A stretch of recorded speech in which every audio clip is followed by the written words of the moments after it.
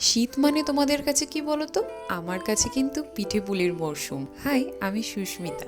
দিনটা শুরু করছি আবারও এক টুকরো হলুদ আর গরম জলের সাথে। এই দুটো অভ্যেস আমি চেষ্টা করি যাতে কোনোভাবেই স্কিপ না যায়। এইটা হচ্ছে এই বছরের আমার সর্বপ্রথম পুলি পিঠে খাওয়া। সব রকম পিঠে পুলি আমার বরাবরই ভালো লাগে। ওই যে বললাম, শীত মানেই আমার কাছে পিঠে পুলির মরশুম। এইখানে আমি পুয়াও খেয়েছিলাম। হ্যাঁ, এগুলো ছিল ভীষণ ভীষণ ভালো, ভীষণ মিষ্টি।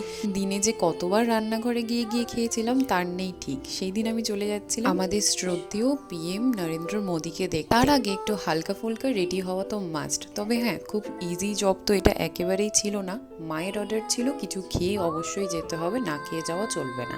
তাই হাফ ব্রেড আর একটুখানি মিষ্টি খেয়ে আমি গিয়ে দেখি, ওরে বাবা, এতটা ভিড় যে স্টেশনে ঢুকতে পারার কোনো পথই খালি নেই। সব জায়গাতে একদম টপাটপ লোক। কিছু ফটো আর ভিডিও ক্লিপস নিয়ে আমি সোজাসুজি চলে গিয়েছিলাম লাঞ্চে। এই দেখো, আজকের লাঞ্চে এত কিছু ছিল। তবে আজকের ব্লগটা শেষ করছি চায়ের সাথে, ফিরে আসছি নেক্সট।